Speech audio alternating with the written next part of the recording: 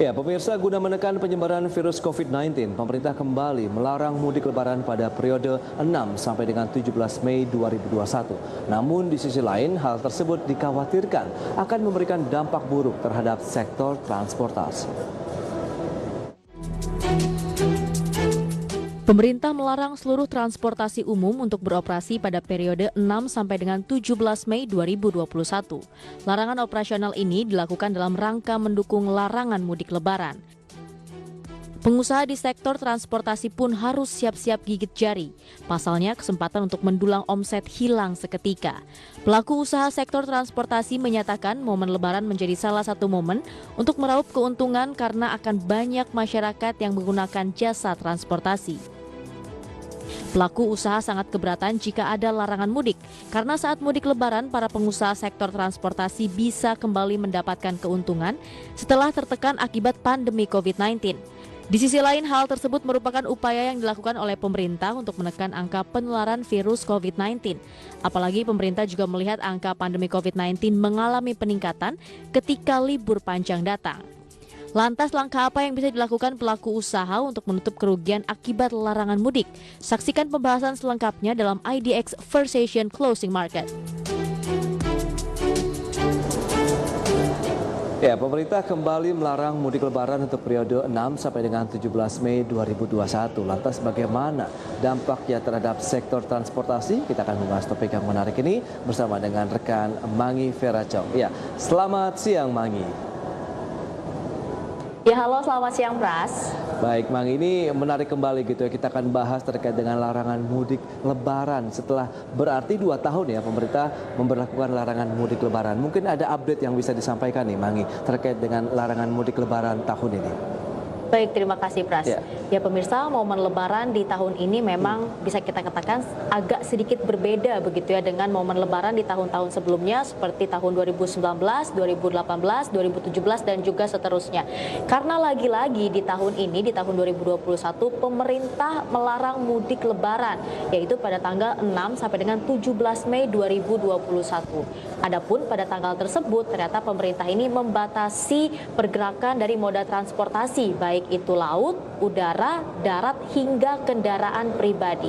Tapi memang hingga saat ini pemerintah belum mengeluarkan surat edaran terkait dengan larangan mudik lebaran di tahun 2021. Tapi ternyata, Pras, pemerintah ini masih memperbolehkan mudik lokal pada tanggal 6 sampai dengan 17 Mei 2021. Nah, mudik lokal ini adalah pergerakan antar kota yang saling terhubung dan memang berada di dalam kesatuan wilayah, Pras. Jadi ada beberapa wilayah, sekitar 8 wilayah begitu ya di Indonesia yang masih diperbolehkan untuk melakukan mudik lokal. Apa saja wilayahnya? Yang pertama itu ada Jabodetabek, kemudian juga ada Bandung Raya, ada Solo Raya, dan juga ada Medan, kemudian ada Binjai, Deli Serdang, dan juga Karo. Jadi di tengah larangan mudik lebaran di tahun 2021 ini ada beberapa pengecualian begitu ya, salah satunya terkait dengan mudik lokal yang masih diperbolehkan di 8 wilayah di Indonesia, Pras.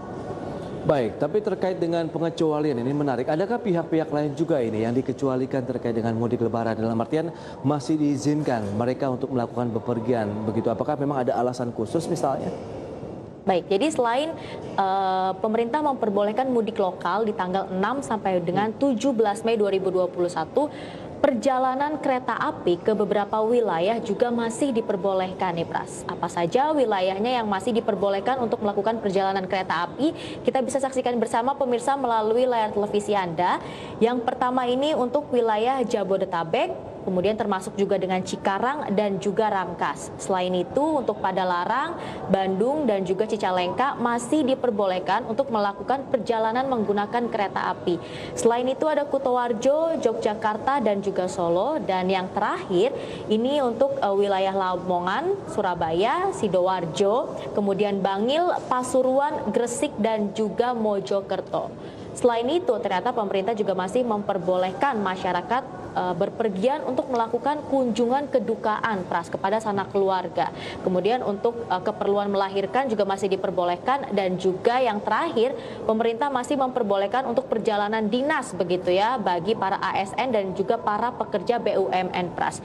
Jadi itulah beberapa pengecualian terkait dengan larangan mudik lebaran di tahun 2021 ini, Pras. Yes, kita tahu juga pemerintah sudah mengeluarkan larangan dan aturan turunan yang lebih tegas lagi, terutama bagi para aparatur sipil negara begitu, baik TNI Polri yang tetap nekat ingin misalnya melakukan mudik lebaran di tahun ini karena ada sanksi tegas yang siap menghadang mereka. Demikian juga dengan masyarakat umum yang akan diskat dengan sangat ketat sekali, baik jalan-jalan tikus begitu yang biasanya dimanfaatkan oleh para pemudik ya demi menghindari adanya mungkin blokade ataupun penyetopan yang dilakukan oleh pihak keamanan terkait dengan larangan mudik lebaran di tahun ini. Lantas yang menarik juga ini sesuai dengan tema kita, bagaimana nih dampak yang dirasakannya Mangi terhadap sektor transportasi kita? Baik, jadi memang sebenarnya dengan adanya kebijakan larangan mudik lebaran di tahun 2021 ini, salah satunya adalah untuk menekan penyebaran virus COVID-19 begitu yang dilakukan oleh pemerintah. Tapi memang sebenarnya di sisi lain dikhawatirkan tidak hanya bisa memberikan dampak yang buruk terhadap sektor transportasi, tapi juga bagi sektor pariwisata dan juga UMKM daerah, Pras. Tapi mungkin pada kali ini kita akan lebih spesifik ya membahas terkait dengan sektor transportasi. Nah, sebenarnya sebelum adanya larangan mudik lebaran di tahun 2021 ini, sektor transportasi pun ini sudah terpuruk, Pras. Seperti apa kerugian yang dialami oleh sektor transportasi kita bisa saksikan bersama pemirsa melalui layar televisi Anda. Ini berdasarkan data dari Badan Pusat Statistik, ternyata di sepanjang tahun 2020 sektor transportasi dan juga pergudangan ini ternyata terkontraksi ya sekitar 15,04%. Dan untuk rinciannya ternyata PT Kereta Api Indonesia di sepanjang 2020 ini mengalami kerugian sekitar 1,6 triliun rupiah. Kemudian untuk industri penerbangan di sepanjang tahun 2020 juga mengalami kerugian sekitar 2.200 triliun rupiah.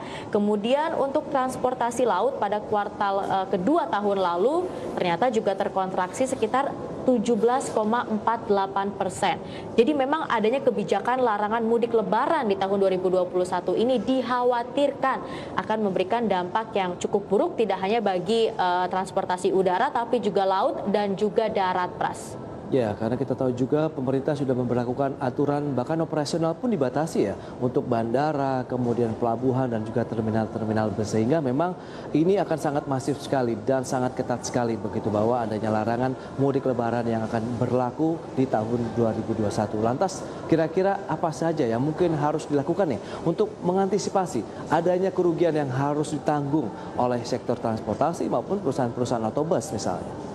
Baik, jadi untuk meminimalisir kerugian yang bisa saja ditimbulkan akibat adanya kebijakan larangan mudik lebaran di tahun 2021 ini, tentunya pemerintah ini harus memberikan bantuan ataupun stimulus yang langsung menyasar kepada sektor transportasi ya, bagi para pelaku usaha di sektor transportasi dan juga para pekerja di industri turunannya, Pras. Karena selama ini sebenarnya memang pemerintah sudah memberikan bantuan dan juga stimulus ya, tapi ini masih sifatnya secara umum begitu, Pras, belum langsung menyasar kepada para pelaku usaha di sektor transportasi.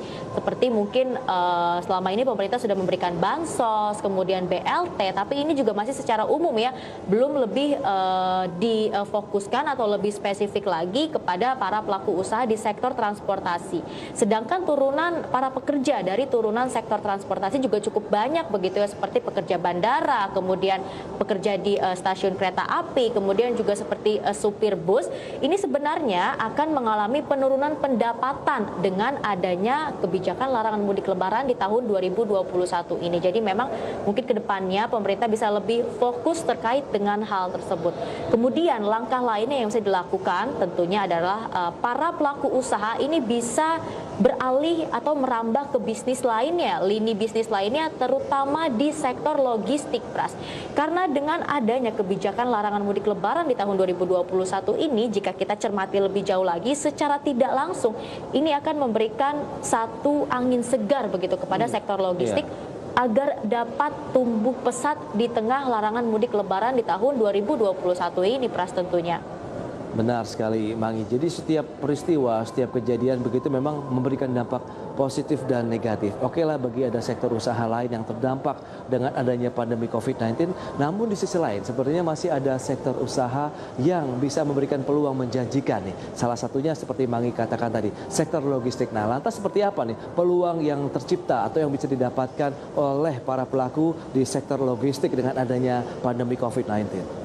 Ya baik, jadi di tengah pandemi COVID-19 dan juga larangan mudik lebaran begitu ya di tahun 2021 ini sebenarnya bisa dimanfaatkan oleh sektor logistik untuk bisa berkembang pesat begitu Pras. Karena ketika adanya larangan mudik lebaran artinya adanya keterbatasan aktivitas dan juga kegiatan masyarakat begitu ya, yang secara tidak langsung juga bisa saja menyebabkan masyarakat ini tetap ingin berkirim hantaran kepada sanak keluarga ketika para masyarakat ini tidak bisa mengunjungi keluarganya di momen lebaran. Nah, hal ini juga sebenarnya bisa menjadi satu angin segar bagi para pelaku usaha di sektor logistik.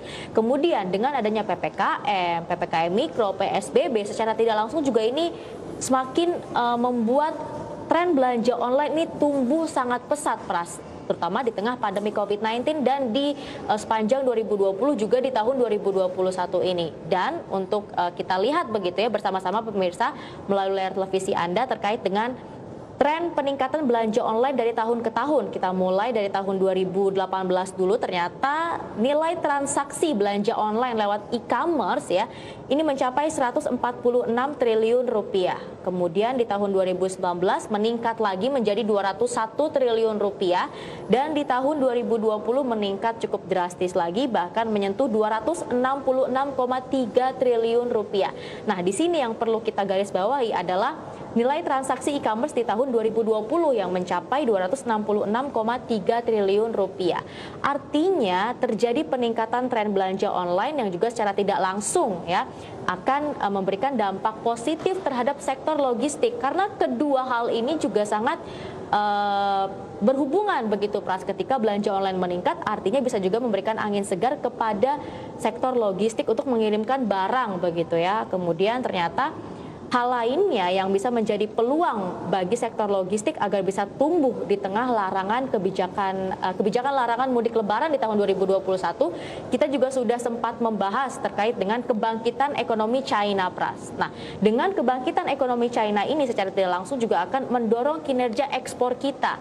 Ketika kinerja ekspor kita sudah mulai terdorong begitu ya, sudah mulai bergeliat lagi, artinya juga ini akan memberikan satu angin segar bagi sektor logistik. Karena memang sektor logistik ini adalah sektor yang memang untuk mendistribusikan barang dan juga jasa. Jadi memang ada beberapa peluang nih yang bisa dimanfaatkan oleh sektor logistik agar bisa tumbuh atau berkembang besar di tengah pandemi COVID-19. Dan mungkin menurut Pras sendiri adakah hal lainnya yang memang bisa mendorong pertumbuhan sektor logistik Pras saat ini, Pras?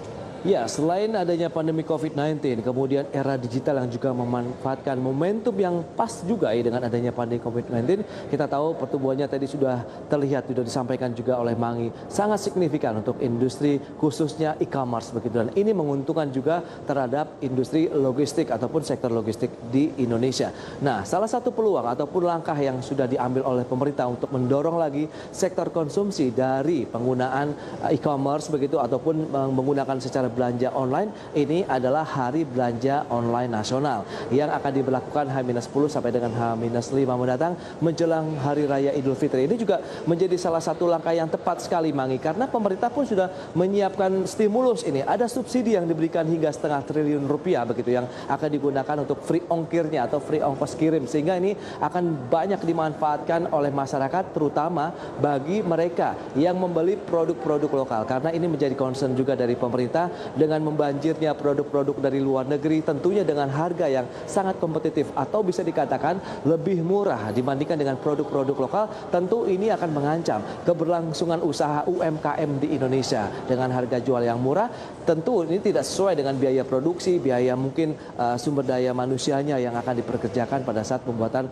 produk-produk dari lokal tersebut, Mangi. Jadi ini menjadi salah satu momentum juga pemerintah mengangkat lagi sektor konsumsi yang selalu menjadi andalan lagi dalam meningkatkan kinerja perekonomian nasional, Mangi. Iya, karena memang dengan adanya subsidi ongkir ya senilai 500 miliar rupiah yang diberikan oleh pemerintah, ini juga akan mendorong daya beli masyarakat agar bisa berbelanja secara online yang secara tidak langsung juga akan mendorong kinerja dari sektor logistik.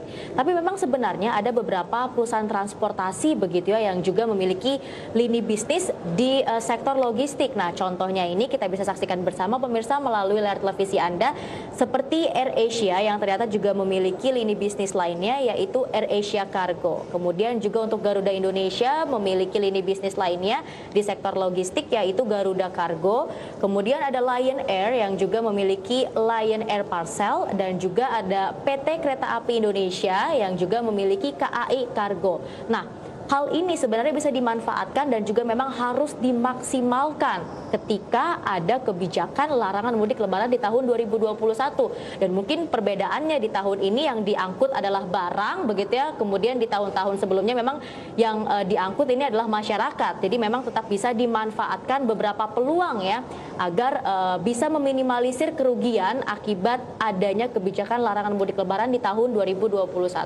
Tapi sejauh ini menurut Pras sendiri, adakah langkah-langkah lainnya begitu yang harus dilakukan oleh para pelaku usaha di sektor logistik untuk terus berkembang pesat di tengah kebijakan larangan mudik lebaran di tahun 2021 ini, Pras? Ya, salah satu hal yang menarik yang terus dilakukan oleh para pelaku usaha khususnya di tengah pandemi COVID-19 adalah inovasi.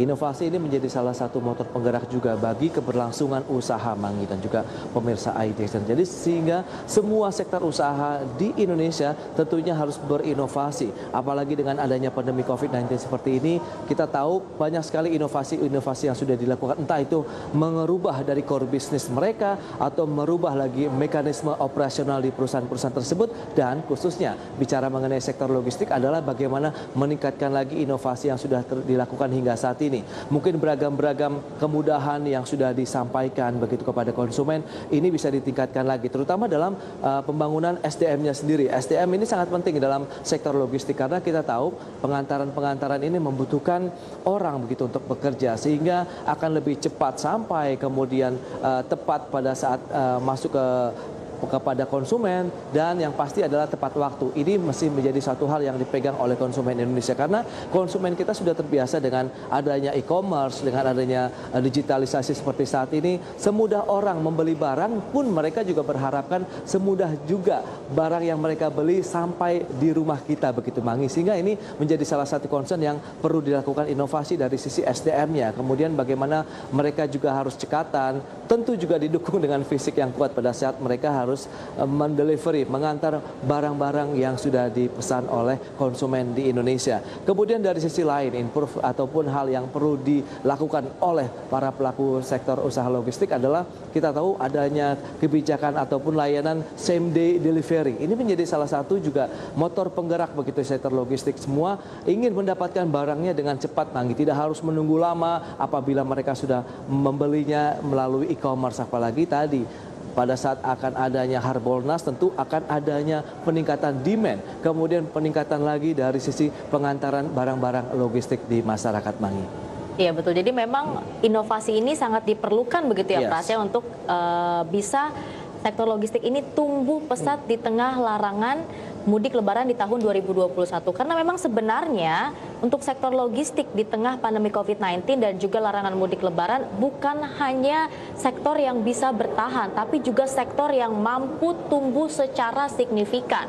Dan jika sektor logistik ini bisa tumbuh secara signifikan ke depannya begitu ya, tidak menutup kemungkinan ini akan semakin banyak menyerap tenaga kerja. Kenapa bisa menyerap tenaga kerja lebih banyak? Karena ketika sektor logistik ini bisa berkembang dengan pesat, tidak menutup kemungkinan akan membutuhkan mitra baru, kemudian juga membutuhkan pekerja-pekerja baru begitu ya untuk mendukung kinerja dari sektor logistik tersebut. Jadi kembali lagi di tengah kebijakan larangan mudik lebaran di tahun 2021 ini memang tetap ada beberapa peluang yang bisa dimanfaatkan untuk kembali menggeliatkan dan menggerakkan roda perekonomian di tahun 2021 ini, Pras. Yes, dan Mangi pun harusnya menjadi salah satu warga negara Indonesia yang akan mendukung adanya Hari Harbolnas tadi untuk bagaimana aktivitas perekonomian juga akan semakin bergerak dengan semakin meningkatnya juga konsumsi masyarakat ya, Mangi. Betul, Pras. Mungkin nanti ketika datang momen Harbolnas Lebaran ini saya akan berbelanja begitu ya beberapa barang dan tentunya akan memanfaatkan subsidi ongkir yang diberikan oleh pemerintah, Pras. Baik, Mangi. Terima kasih atas laporan dan data-data yang sudah disampaikan. Semoga Harbolnas tadi benar-benar bisa dimanfaatkan oleh masyarakat juga untuk meningkatkan dari sisi konsumsi masyarakat Indonesia, Mangi. Terima kasih dan selamat melanjutkan pekerjaan Mangi kembali. Baik pemirsa, demikian perbincangan kami tentang bagaimana ini adanya pandemi COVID-19, tapi di satu sisi bisa menguntungkan juga dari sektor logistik. Kemudian dengan memanfaatkan Harbolnas diharapkan juga perekonomian nasional akan sedikit terangkat kembali. Dan kami akan segera kembali tentunya dengan infografik lainnya di segmen selanjutnya.